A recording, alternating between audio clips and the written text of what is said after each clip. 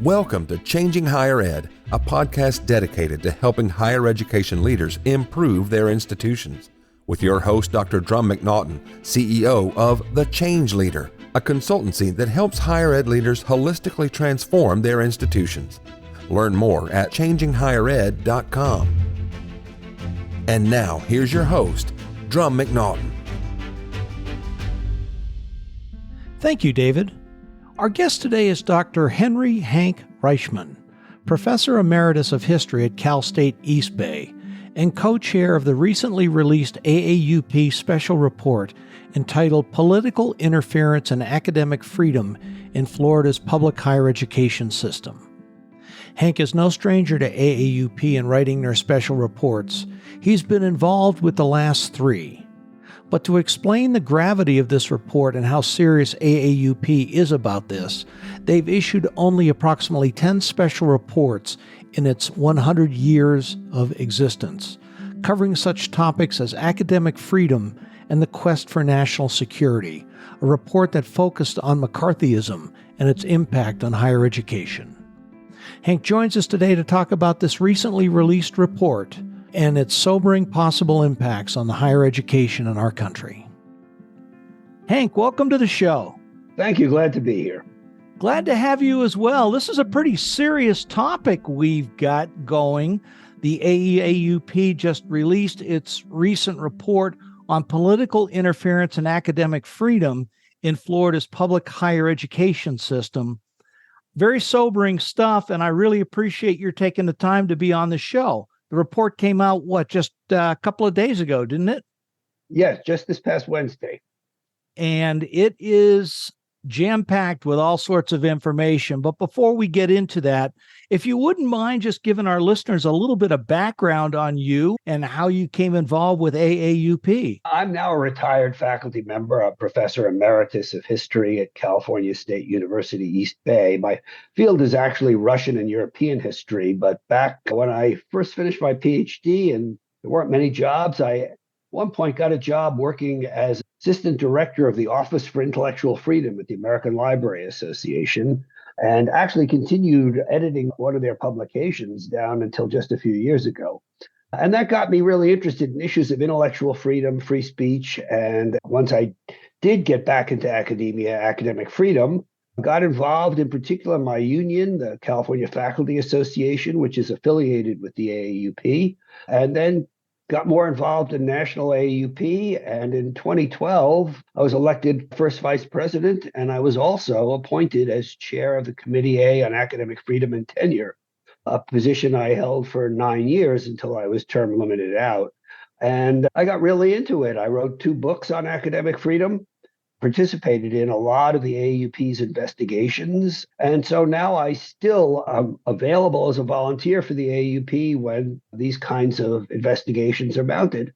And they asked me to co-chair, along with my colleague Afshan Jaffer at Connecticut College, professor of sociology there, to co-chair this investigation of the Florida higher education system.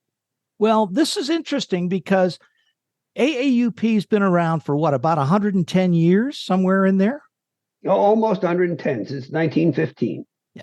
And in its history, this is only the 8th special report that AAUP has done. Yes, that's true. There are well over 100, maybe even 200 or 300 investigations of single institutions, but only 8 times, beginning in the mid-1950s with an investigation of the Red Scare of those days. As the AAUP mounted these special investigations of multiple institutions, and interestingly enough, 3 of those have taken place in the last 3 years. An investigation of governance violations under COVID-19 in 2021, investigation of North Carolina higher education system in 2022, and now, of course, this investigation of Florida. And I've had actually the great honor and privilege of serving in all 3 of those investigations. Well, that certainly speaks to your level of understanding about what's going on at institutions, especially with this type of issue.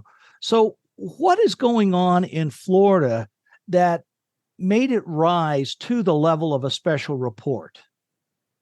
Well, The committee was appointed in January, and by that time, Florida had, under the leadership of Governor DeSantis, enacted a series of pieces of legislation that were clearly politically and ideologically motivated attempts to direct and control and limit what can be taught in Florida's college classrooms, how it can be taught, and ultimately as well who can teach it, because it amounted to assaults on faculty rights, both in the curriculum and in faculty status, particularly an attack on tenure. Shortly after the committee was appointed, or right around the same time, Governor DeSantis used the opportunity of multiple vacancies on the board of New College, which is a alternate institution within the Florida public higher education system, to appoint trustees, all of whom were highly ideological political activists. There were 6 of them, 5 of them out of state. And they began to take control of New College and try to transform it into what clearly became the vision behind all that legislation. So before we get into the actual details, let's talk a little bit about how you approach this. I mean, you did over 65 interviews with faculty, students, alumni. Tell us a little bit about the process that you used. As you said, we did over 65 interviews. They were conducted overwhelmingly, I think perhaps entirely online, but we spoke to faculty members, we spoke to students, we spoke to alums, we spoke to at least a few former presidents.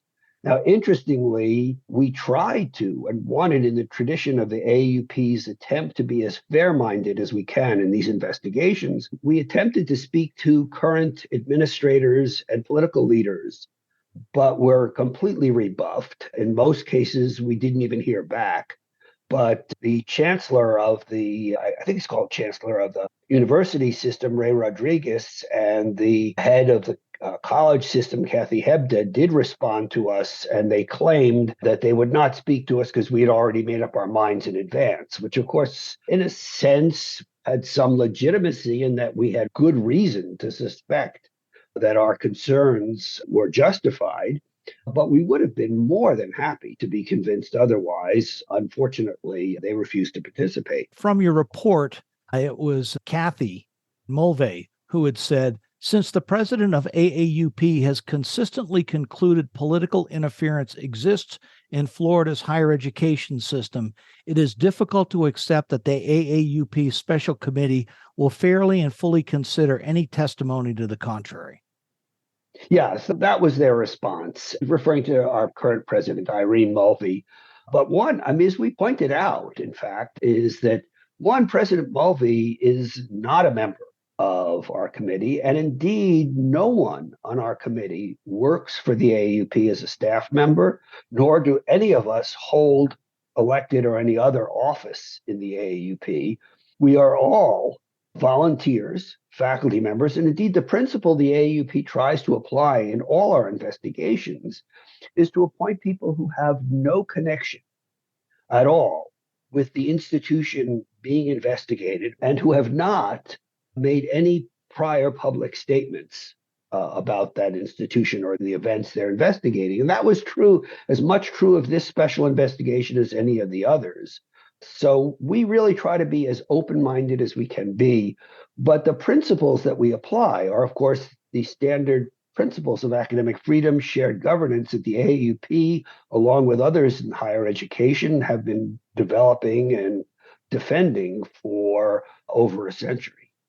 Well, I need to make a quick correction to what I said. I said Kathy Mulvey. It's actually Kathy Hebda, who's the chancellor of the Florida college system, and Ray Rodriguez, the chancellor of the Florida Board of Governors. So we'll get into those in a little bit. You released your preliminary report in July of 2023. You offered 4 main takeaways, which I know changed a little bit, but those 4 were the hostile takeover of New College as both a test case and a blueprint for future encroachments on public colleges and universities across the country. Academic administrators in Florida not only have failed to contest attacks on the system, but have too frequently been complicit in and in some cases explicitly supported them.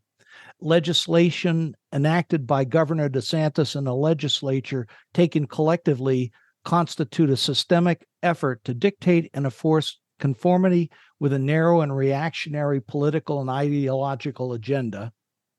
And then lastly, the chilling effect on academic freedom from the governor's and legislature's efforts has already been felt by faculty and students. I mean, those four things in themselves are pretty damning. Yes, they are. And by the way, that preliminary report came out in late May. And I want to point out we issued that preliminary report because we wanted to get something out there, but we knew there were still many people who really wanted to speak with us. And we felt we owed it to them. But also, we were concerned that if we put out a full report before the summer, that more things would happen over the summer. And indeed, more did, that we needed to call attention to. And of course, these things are not ending now, but we eventually decided that this was the time to put out our permanent report. Well, it makes perfect sense. So the 5 areas in the report that was released, the takeover of New College, academic governance in Florida higher education, accreditation, special interests, and complicity or cowardice. Let's unpack those a little bit. Well, that's really just in part of the first 2 sections of the report. We came to basically 5 major conclusions, and I want to just read the first of them because I think it's the most important. And it is one that we reinforced from the preliminary report, which is academic freedom, tenure, and shared governance in Florida's public colleges and universities currently face a politically and ideologically driven assault unparalleled in U.S. history, which, if sustained, threatens the very survival of meaningful higher education in the state with dire implications for the entire country. And I would argue that's our principal conclusion. And then we have 4 other conclusions. One is about the takeover of New College, which we say is one of the most egregious and extensive violations of AAUP principles and standards at a single institution in recent memory.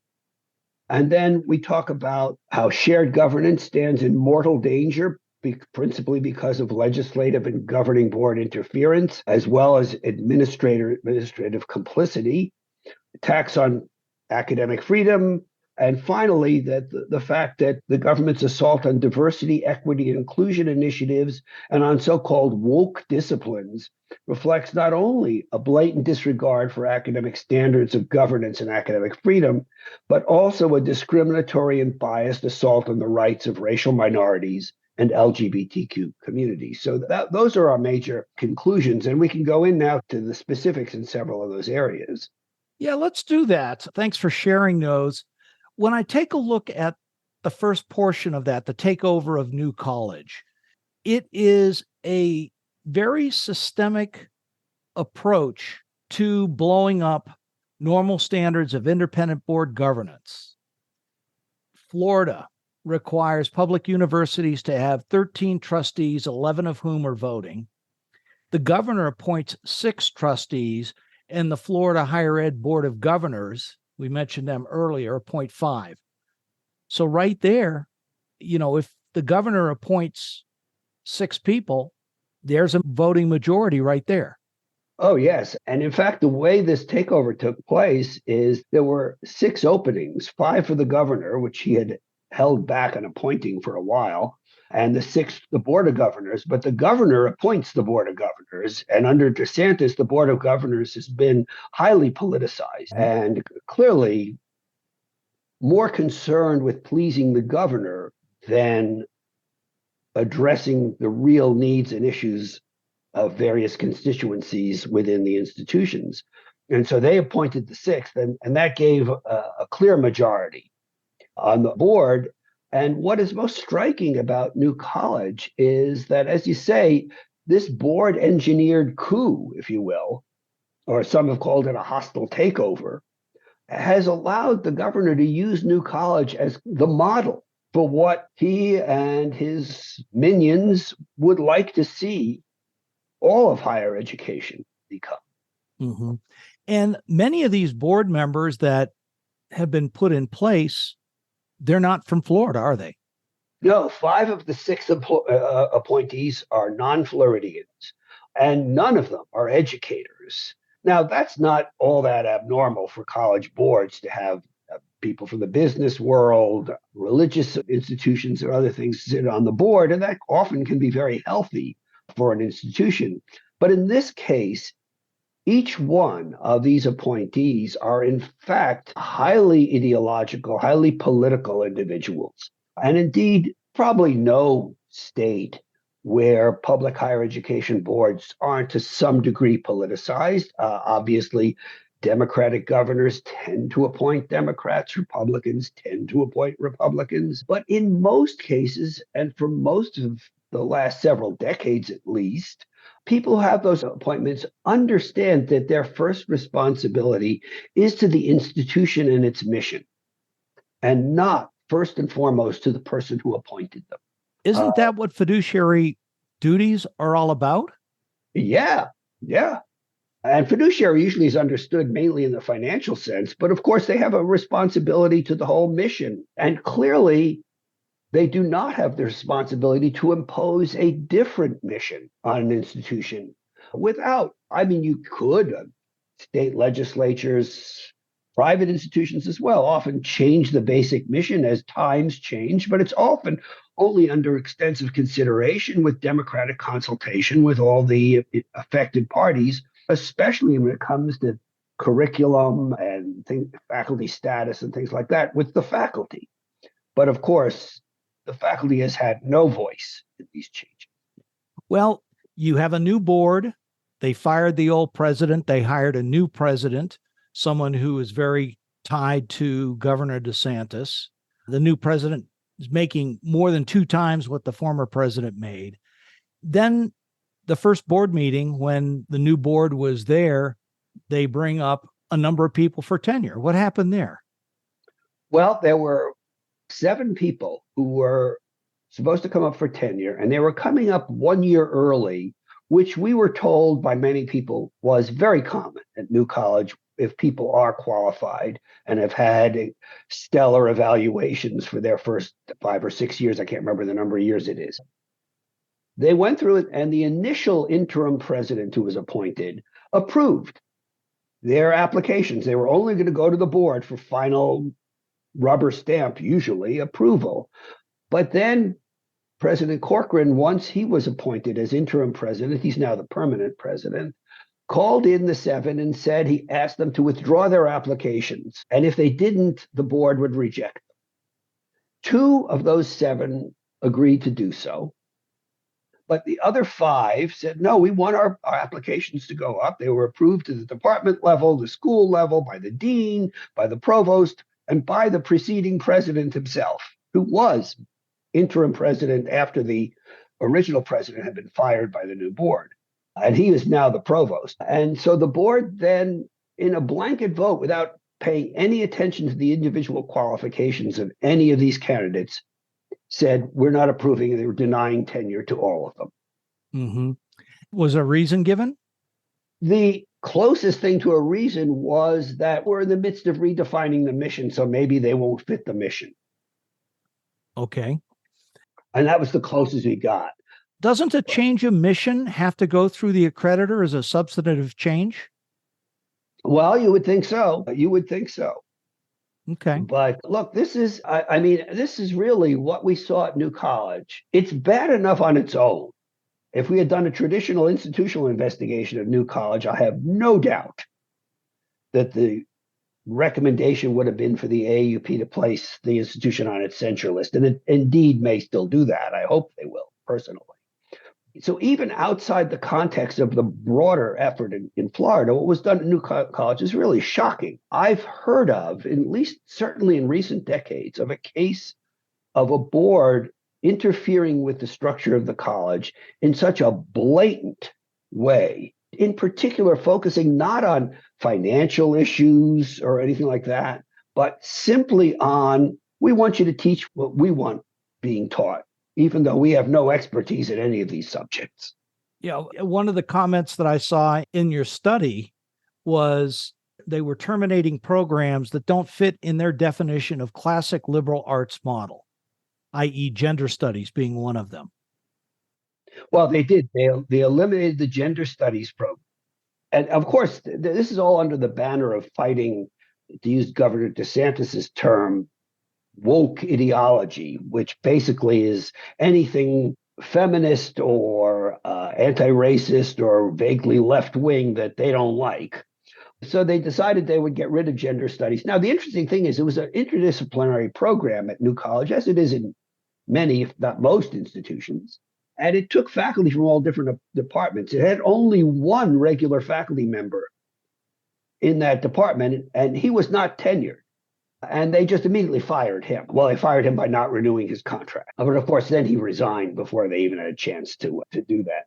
But their argument is that they want what they called a classical liberal arts curriculum. The problem, of course, is that there's no indication that this classical curriculum, which some of the trustees at least are trying to model after a private religious institution, Hillsdale College, and it's problematic, of course, to have a religious curriculum in a public institution, but there's no real evidence that anyone in the New College community wanted this, or two, that there's demand from outside in Florida for this. And as a result, of course, applications went down. People were not returning after a year. And so they needed to recruit new students. Well, did they recruit classic studies majors? No. One of the things they did, they went out and they recruited athletes. Now, this is striking because New College has never had an intercollegiate athletics program. But they decided to at least build with baseball, and they recruited 70 freshman baseball players on athletic scholarship. Now, the University of Florida, which has 90 times as many students, has only 37 baseball players at all class levels on scholarship. Mm-hmm. Moreover, of course, because they never had an intercollegiate athletics program, New College doesn't have a baseball field. What they now have are batting cages in one of the parking lots. Ouch. Interesting. So this notion that they're going to have a new curriculum and a different curriculum, it's clear that they don't know what they're really doing. And one of the things I think is implicit, this isn't something we say explicitly in the report, but I don't see how anybody reading the report cannot see it, is that these people are far better at destroying than they are at building. That's very sad to hear. We've only got a limited amount of time. I'd like to move on to the next portion because I think it's really important. But just kind of to wrap up, you've got problem students registering for courses, completing their degrees. You can't find faculty members. You can't hire faculty members in. It's a mess at this point. So, academic governance in Florida higher education. You've got a state university system board of governors, 17 people on the board, 14 are appointed by the governor. The chancellor is appointed by the governor.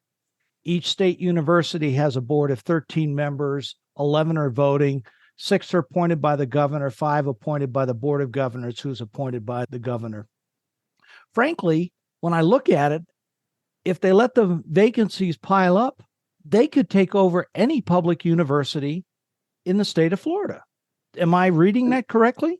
I think you are. I fear you are, let me say it this way.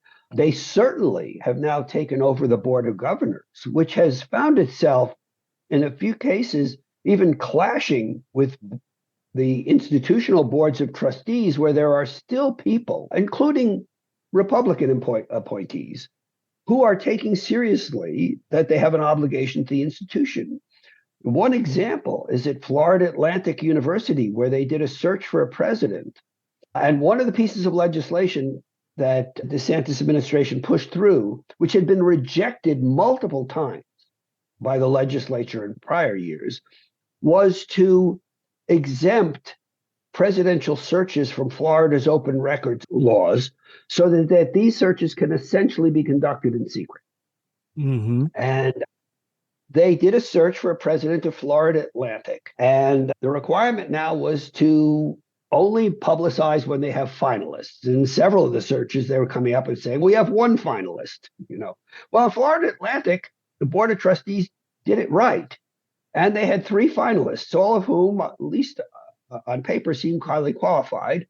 The faculty there felt that the search was done honestly, but one name was absent from that list of finalists.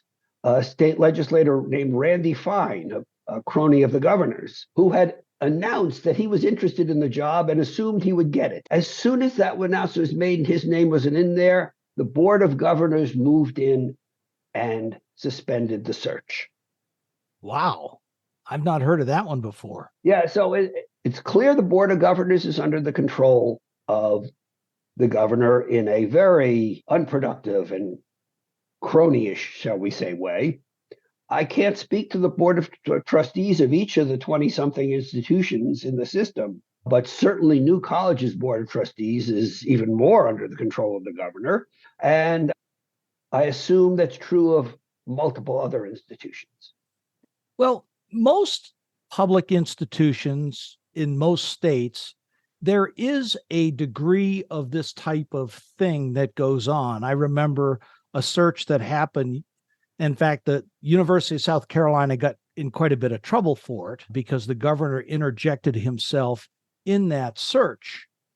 But most institutions in public higher ed, there is some of that influence there because of the way the trustees for the institutions are appointed. Is this so much more egregious? Yeah, I think it is. We live in the real world, of course.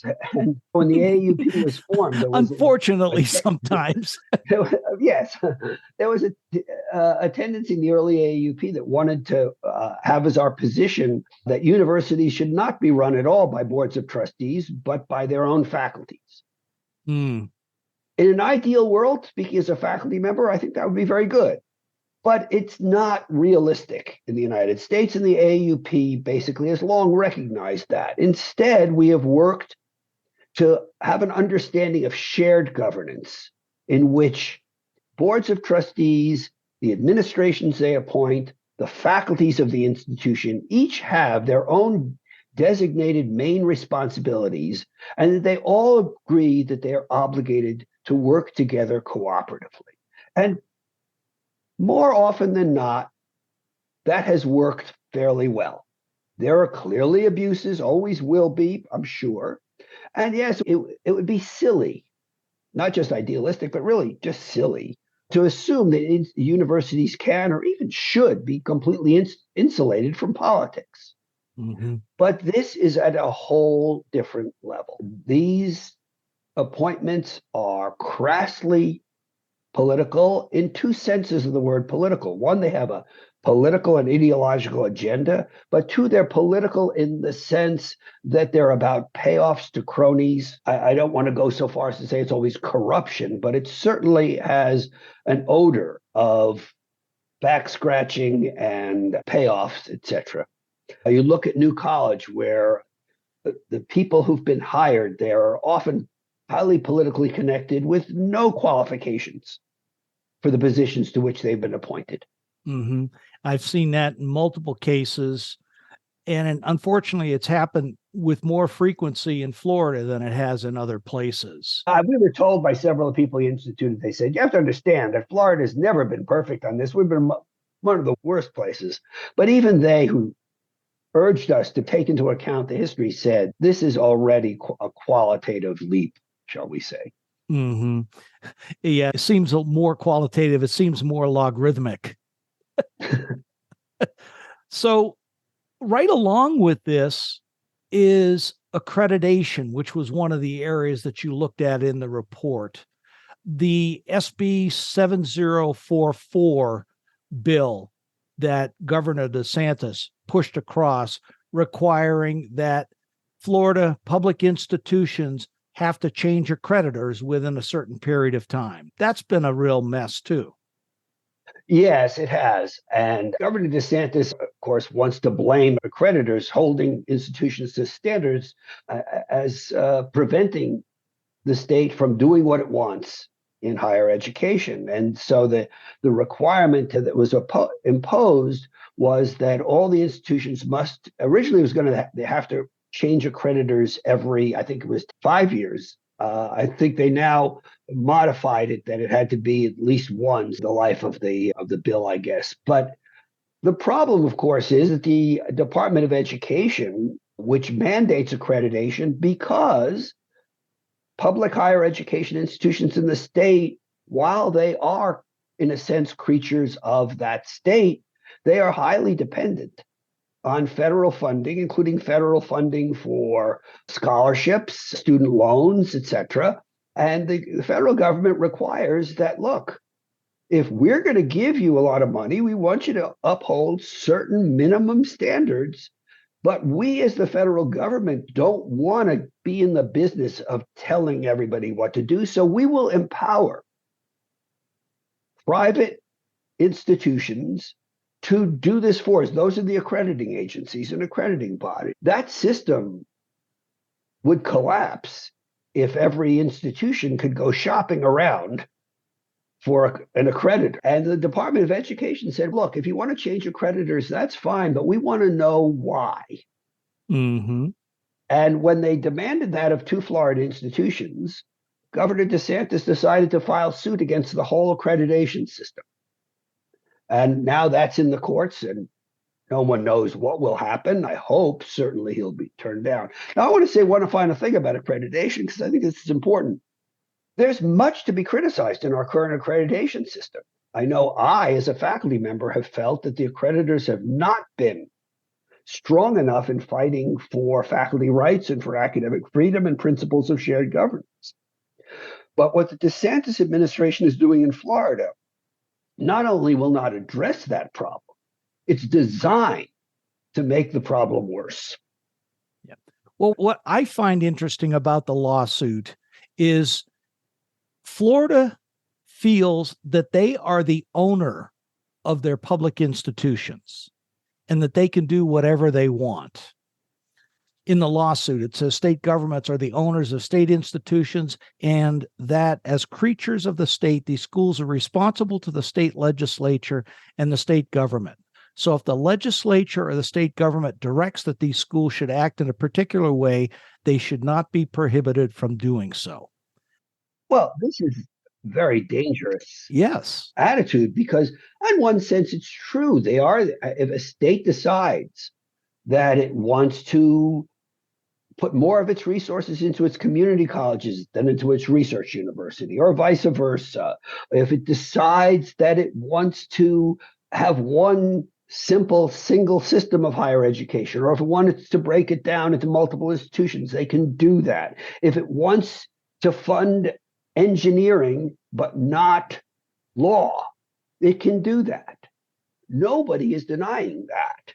But what they want is to say, we want to be able to use federal money to not only do the programs we want, but to tell the programs what and how they can teach in those programs and what standards will be applied. And the federal government says, look, we're not going to tell you have to have a law school. You can't have an engineering school, or the other way around. But if you're going to teach law, or if you're going to teach engineering, you're going to conform to the standards set by experts in law and engineering. Mm-hmm. Makes perfect sense to me. The Department of Education doesn't get into accrediting individual institutions. They certify federal financial aid. That came out of the Higher Education Act of 1965.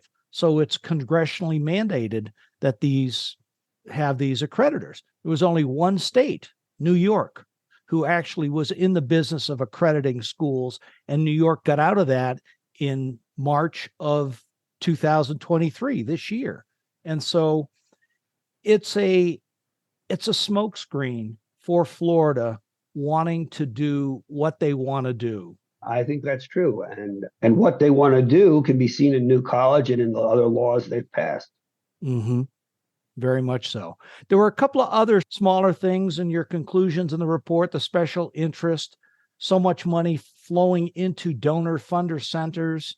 And then one of the areas I thought was very important was the complicity or the cowardice. The quoting out of the report, administrators in Florida not only have failed to contest attacks on the system, but have too frequently been complicit in, and in some cases, explicitly supported them.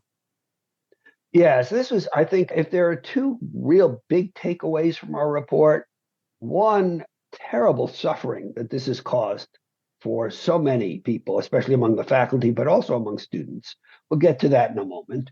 But this other thing is the sense that so many university administrators, from deans on up to university chancellors and presidents, have been so complicit or at least silent in the face of these attacks. One of the most dramatic things is in the section where we talk about academic freedom. We note that one of the earliest signs of this was at the University of Florida, where the university tried to prevent several faculty members from testifying before the legislature in areas of their expertise about proposed legislation because they were testifying against the legislation which was favored by the governor. And hence they said, we're funded by the state, so you can't testify against the state. And several of the professors filed a lawsuit, and the U.S. district judge in the case quite admirably said they're absolutely right and threw out the conflicts of interest policy that justified this. But he pointed out his decision. He said, you know what? He said, the governor never actually asked for this, nor did the legislature. This was a kind of preemptive subordination that they engaged in order to say the governor would be pleased, I think, if we stop them from testifying. So let's do that, and then maybe the governor will like us and give us money. That's a terrible act. Mm-hmm. Terrible. That's horrible. Well, we've talked about the assaults on academic freedom, tenure, the impacts on curriculum, DEI, CRT, the bias and discrimination. We really haven't gotten into the human toll yet, and this is a major thing. We just touched a little on the administrators, but faculty and students. This has got to have been so difficult on them. Well, yes. And I have to say, as I mentioned earlier, I've done quite a few of these AAUP investigations, including all three of the recent special investigations. And I've interviewed a lot of people. I've never had an experience like this, where in interview after interview, it was not even just that it was more informative or anything, because a lot of times we'd hear the same thing over and over again. We'd know it, and sometimes the information they gave us would already be available in the public record. But what we heard was the pain. In more than a few of our interviews, people we were talking to broke down and cried. Wow. Frankly, in several of them, members of our special committee broke down and cried. It was just so painful to hear people this is especially true at New College, people who felt that they had were working at an institution that they loved, with students that they thought were the best that they'd ever had, and they saw it all just being destroyed in front of their eyes. And of course, they're voting with their feet at New College.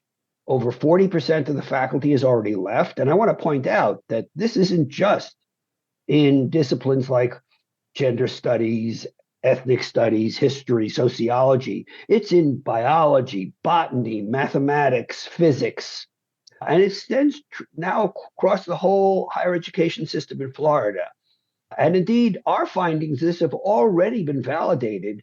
I mean, the report just came out this past week, but the substantial writing and research was completed by the end of October. And even since then, major articles in both the New York Times and the Chronicle of Higher Education have documented even further the growing dissatisfaction of faculty members in Florida leaving. And what this is going to mean, of course, for the quality of higher education is dramatic.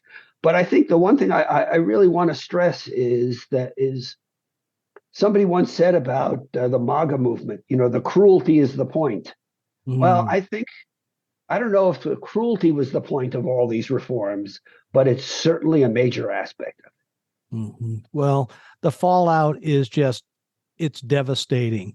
A survey that you put out at some of your conferences, of the 642 faculty members responding from Florida, almost 300, about 46%, said they will seek employment outside the state in the next year.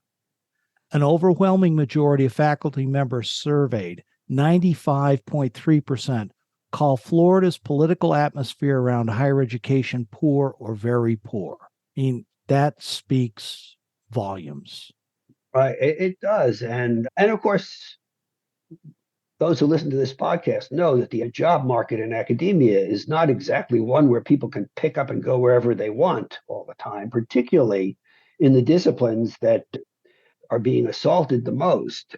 And so there are many people, I'm sure, who would leave but can't because they can't find alternate employment or because they have family, other connections. It's one thing to take a new job, but to pull your kid out of high school when the kid might be entering junior year, et cetera, that's not something people want to do.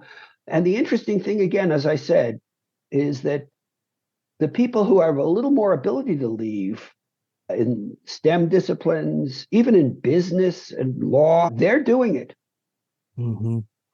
Well, I was going to ask you how this could happen, but it's very plain. To me, it's as plain as the nose on your face, as the saying goes. In Florida, you've got 51.2% Republican and 47.9% or 48.9% Democrat across the state.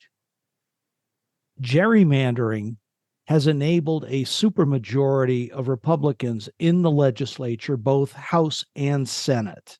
So these views of minority, and it really is a minority driving all this, is pushed to the forefront in the name of politics and power.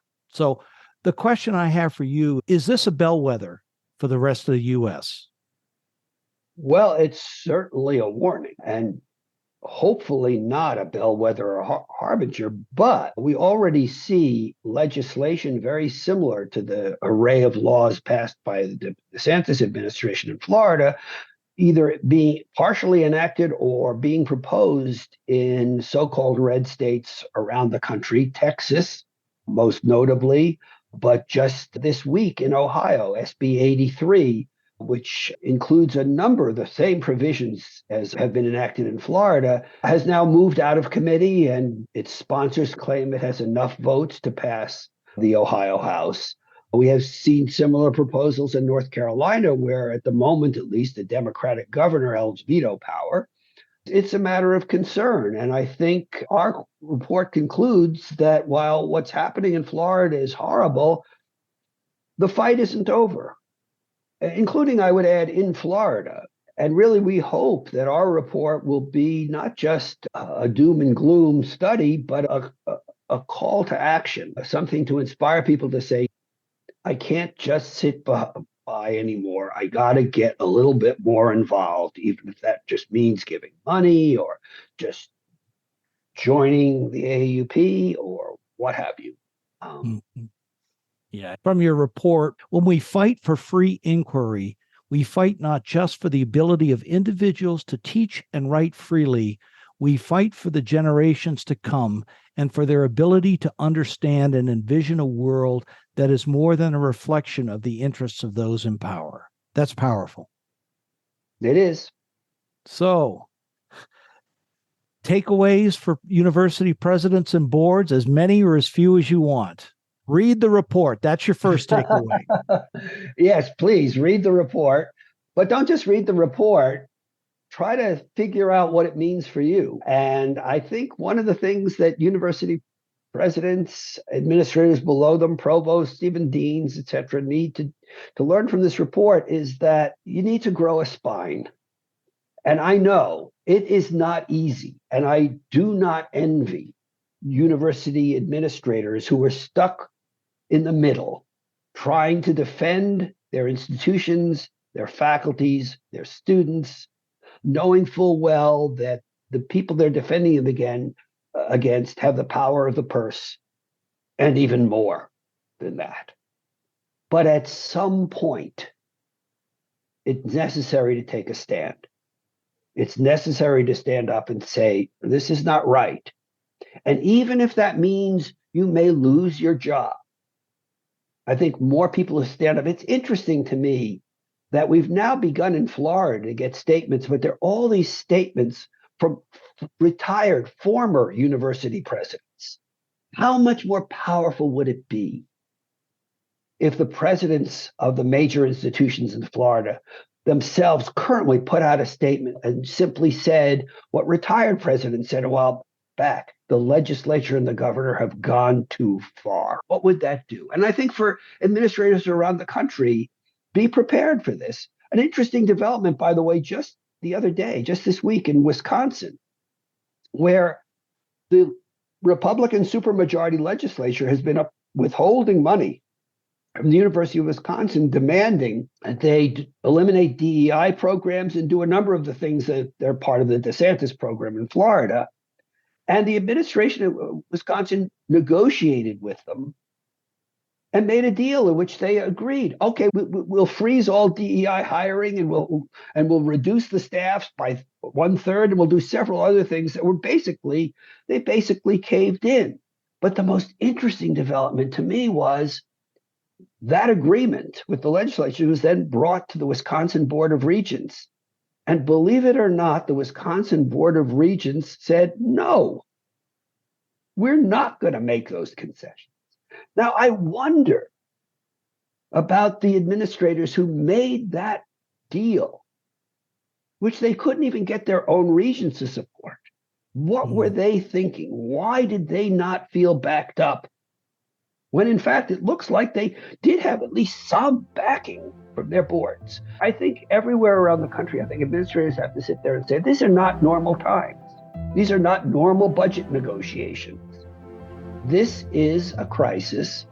And if we don't respond to it, Florida will become not an exception, not a horror show, but the common reality. I certainly hope that doesn't happen, but it's going to take people, like you say, growing a spine, being willing to stand up for what their values are. Hank, this has been a fabulous conversation. Thank you, sir. And thank you so much for having me. I really appreciate it. And thank you for having this podcast in general. Thank you. I certainly enjoy having folks like yourself on. On a little lighter note, you guys are doing great work. Keep it up. Thank you. Thank you. Thanks for listening, and a special thank you to Dr. Hank Reichman for being on the show, and to AAUP for putting together this report and making Hank available to speak with me today about the report. This is sobering stuff, and I appreciate the work that AAUP, Hank and his team have done to make this report a reality. On a lighter note, join us next week when we welcome Dr. Carrie Lovelace Petter, a former senior student affairs officer and faculty member, and now consultant to higher ed institutions in the areas of leadership development coaching. Carrie will be joining us to talk about what presidents need to do to create a healthy, high-performing work culture in today's multi-generational workplace. Thanks for listening. See you next week. Changing Higher Ed is a production of The Change Leader, a consultancy committed to transforming higher ed institutions. Find more information about this topic, along with show notes on this episode at changinghighered.com. If you've enjoyed this podcast, please subscribe to the show. We would also value your honest rating and review. Email any questions, comments, or recommendations for topics or guests to podcast@changinghighered.com. Changing Higher Ed is produced and hosted by Dr. Drum McNaughton, post-production by David L. White.